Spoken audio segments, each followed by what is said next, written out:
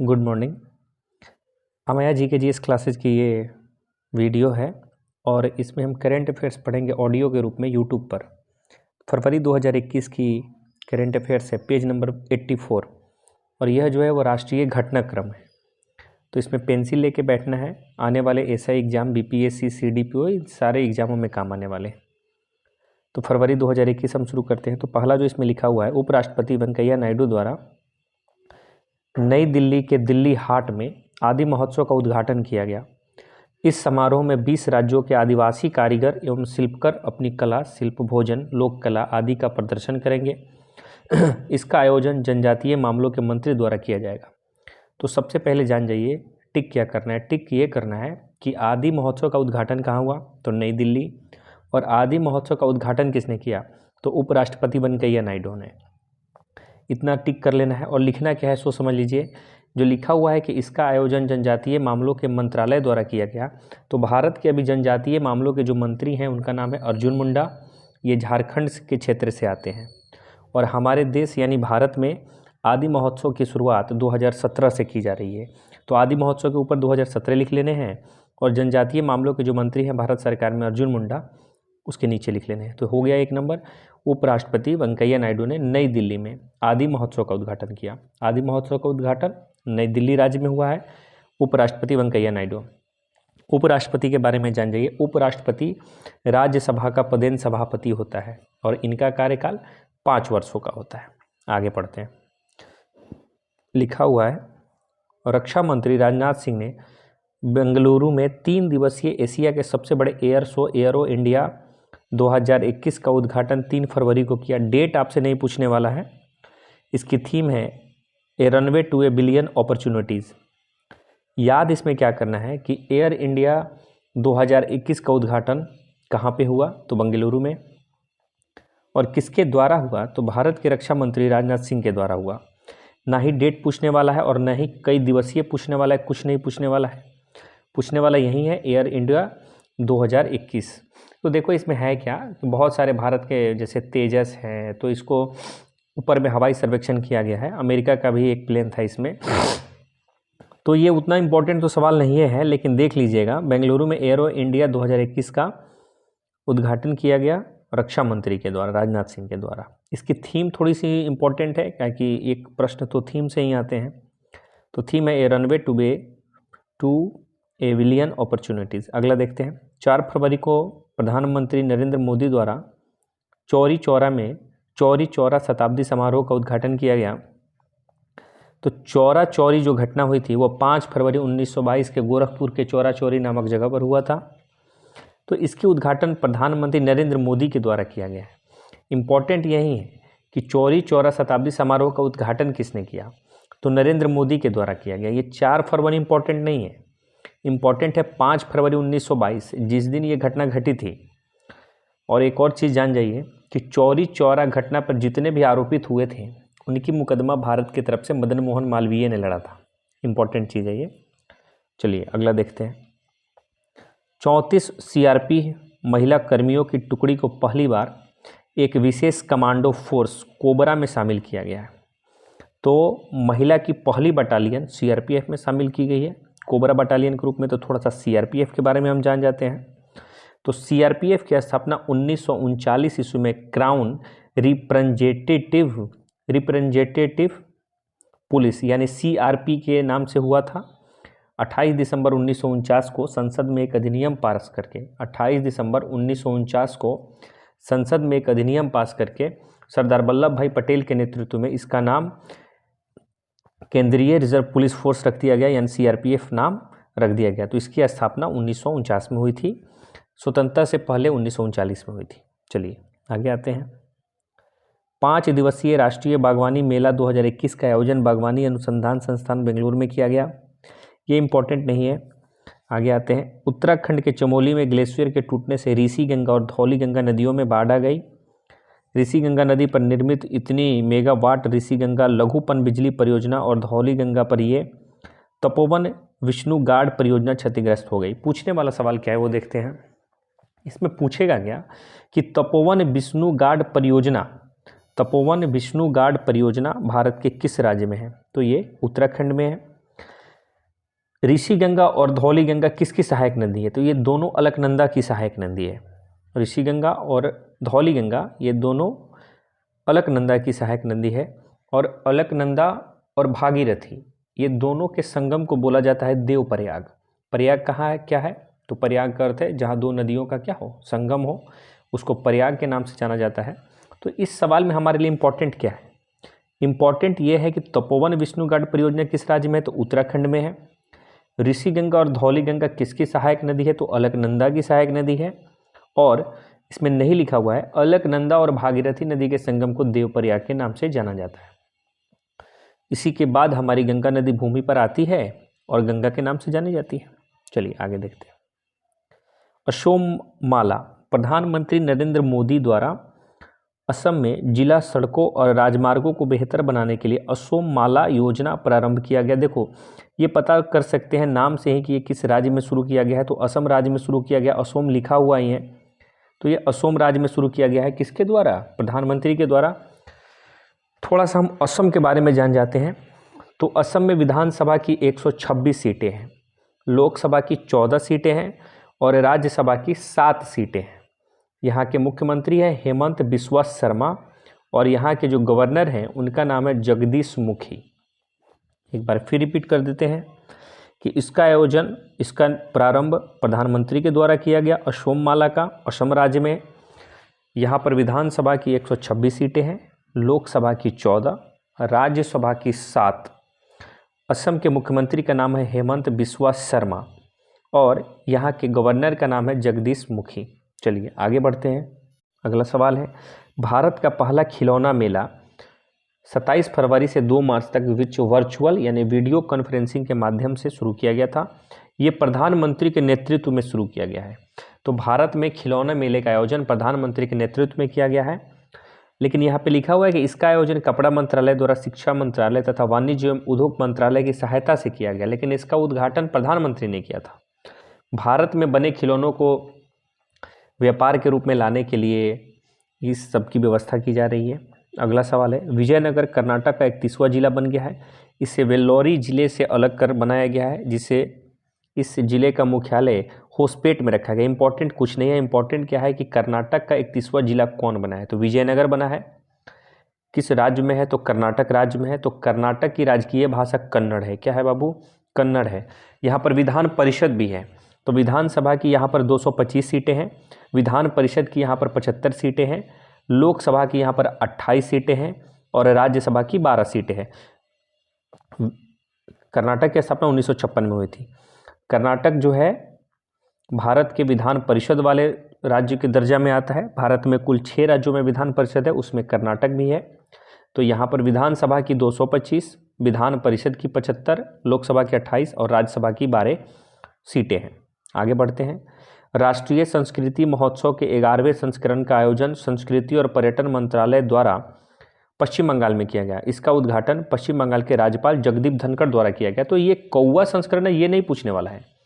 राष्ट्रीय संस्कृत महोत्सव का आयोजन किस राज्य में किया गया ये पूछेगा। तो ये पश्चिम बंगाल में किया गया और किसके द्वारा किया गया? तो इसका आयोजन किया गया है वहाँ के राज्यपाल के द्वारा, जगदीप धनखड़। अब थोड़ा सा पश्चिम बंगाल में चुनाव भी था, तो पश्चिम बंगाल में किसकी गवर्नमेंट बनी हुई है? ममता बनर्जी की। और इनकी अपनी पार्टी और प्लस जितने भी कांग्रेस मतलब जितनी भी इनके साथ पार्टियां थी वो कुल मिलाकर इनको 210 सीटें आई थी 294 सीटों में। आगे बढ़ते हैं।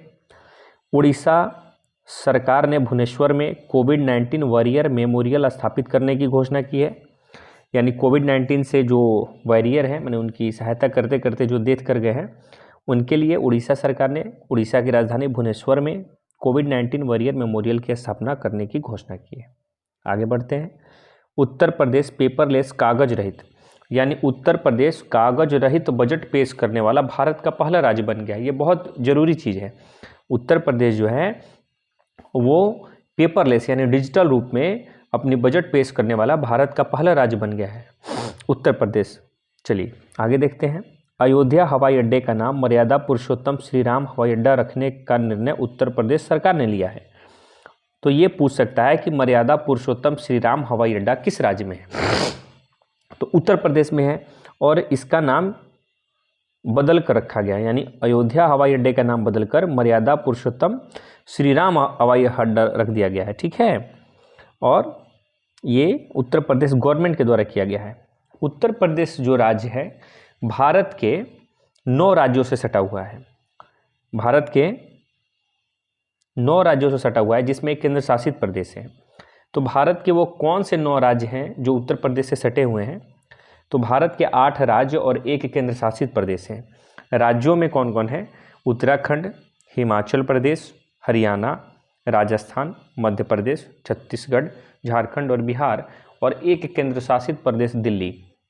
ये सवाल पूछ सकता है कि उत्तर प्रदेश से कौन से केंद्र शासित प्रदेश सटे हुए हैं? तो दिल्ली। और कितने राज्य सटे हुए हैं? तो 8। देखिएगा, अगर एग्जामिनर को 9 ऑप्शन देने हैं तो राज्य प्लस केंद्र शासित प्रदेश दोनों लिखेगा। अगर राज्य लिखेगा तो 8, राज्य प्लस केंद्र शासित प्रदेश लिखेगा तो 9। याद रखिएगा, राज्यों के नाम है उत्तराखंड, हिमाचल प्रदेश, हरियाणा, राजस्थान, मध्य प्रदेश, छत्तीसगढ़, झारखंड, बिहार और नई दिल्ली। चलिए आगे बढ़ते हैं। ये इम्पोर्टेंट नहीं है कि मुंबई में तटीय सड़क परियोजना के तहत मुंबई में भारत की पहली जलमग्न सुरंग का निर्माण 2023 तक पूर्ण कर ली जाएगी। तो ये अभी पूर्ण नहीं की गई है, इसीलिए ये पूछेगा नहीं। आगे बढ़ते हैं। कार्बन वॉच ऐप को लॉन्च करने वाला पहला केंद्र शासित राज्य चंडीगढ़ बना। ये इंपॉर्टेंट है। इसमें है क्या कि प्रत्येक व्यक्ति जो मोबाइल चलाते हैं, ये एप्लीकेशन है एक कार्बन वॉच ऐप। क्या है? एक एप्लीकेशन है, लिखा हुआ ऐप। इसके द्वारा ये पता चलेगा कि प्रत्येक व्यक्ति मोबाइल के जरिए कितना कार्बन उत्सर्जित करता है, इसकी रिपोर्ट ये बताएगा। तो यह रिपोर्ट बनाने वाला एक ऐप बनाया गया है जिसका नाम है कार्बन वॉच ऐप। कार्बन की देखरेख करेगा, निगरानी में रखेगा। तो ये किस केंद्र शासित प्रदेश के द्वारा बनाया गया है? तो चंडीगढ़ केंद्र शासित प्रदेश के द्वारा बनाया गया है। भारत में कुल 8 केंद्र शासित प्रदेश है।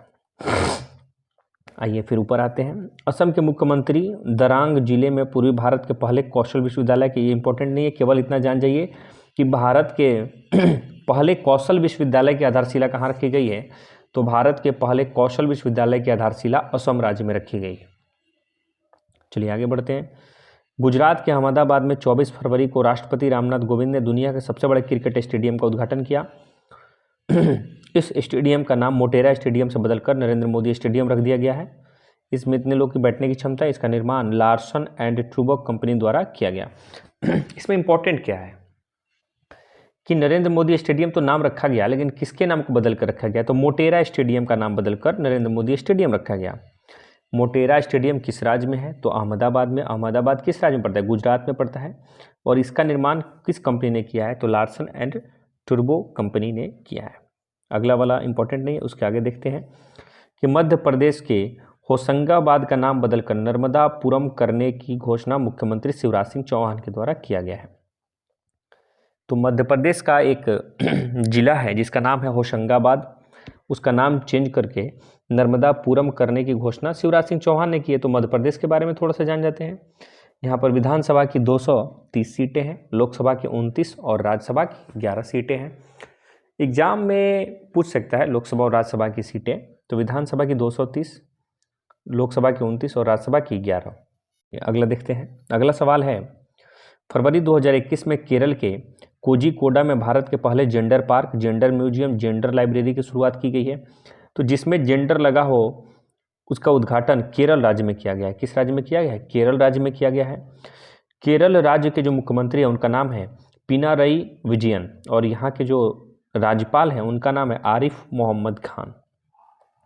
केरल भारत में सबसे अधिक शिक्षित जनसंख्या वाला राज्य है। यहाँ पर लगभग 100% शिक्षित है, पुरुष में भी सर्वाधिक और महिला में भी सर्वाधिक। तो साक्षरता दर सर्वाधिक कहाँ पे है? किस राज्य में? केरल में है, महिला भी और पुरुष भी।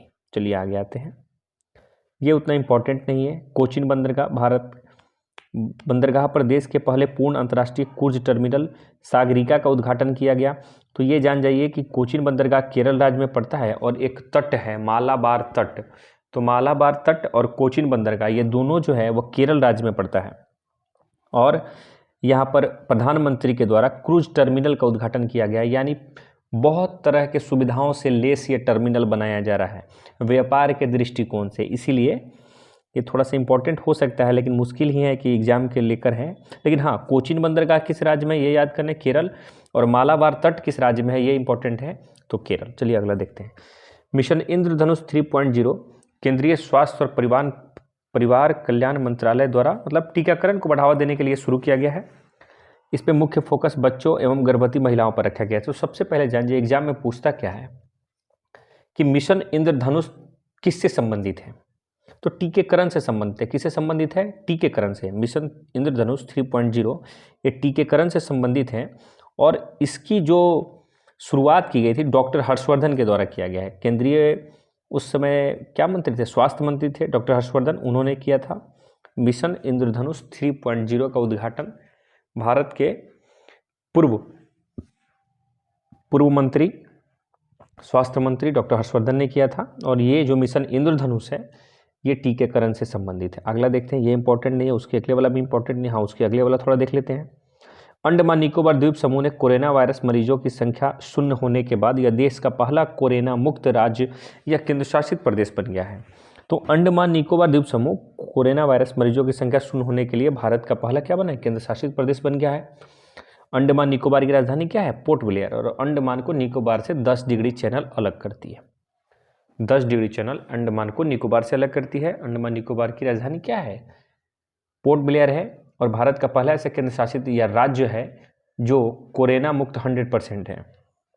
अगला देखते हैं, जम्मू एंड कश्मीर के 25 वर्षीय आयशा अजीज देश की सबसे कम उम्र की महिला पायलट बनी है। तो देखिए, सबसे कम उम्र की महिला पायलट बनी है ये जरूरी नहीं है, जरूरी क्या है कि ये किस राज्य से बिलोंग करती है, तो ये जम्मू एंड कश्मीर से। तो जम्मू एंड कश्मीर ऐसे ही हाईलाइट है, इसीलिए इसको याद करना है। वर्ष ये नहीं पूछेगा कितनी वर्ष की थी, ये नहीं पूछने वाला है, पूछेगा कि जम्मू एंड कश्मीर की 25 वर्षीय, लिख रहा है क्या, जम्मू एंड कश्मीर की 25 वर्षीय आयशा अजीज देश की सबसे कम उम्र की महिला पायलट बनी है। तो हमको याद क्या रखना है, याद ये रखना है कि जम्मू एंड कश्मीर और लद्दाख 2 केंद्र शासित प्रदेश कब बने, तो डेट वहाँ पे लिख लीजिए 31 अक्टूबर 2019 को जम्मू एंड कश्मीर और लद्दाख भारत के 2 केंद्र शासित प्रदेश बन गए।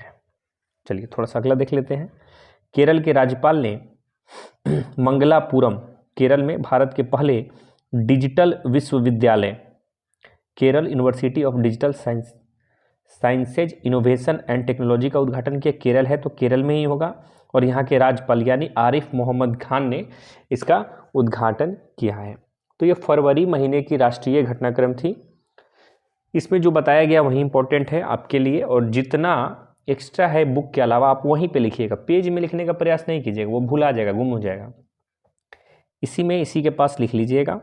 और फिर कल जो है ये फरवरी है तो मार्च की वीडियो आ जाएगी, ऑडियो के रूप में ही आएगी, और आप एक बार इसको सुन भी सकते हैं, बेड पे पड़े पड़े सुन भी सकते हैं, उससे बहुत सारा चीज़ याद हो सकता है। तो ऐसे करके हम 2021 के जनवरी से लेकर सभी कवर कर लेंगे। तो ये पेज नंबर 84 में है, राष्ट्रीय घटनाक्रम है और करंट अफेयर्स का भाग है। चलिए ठीक है, थैंक यू।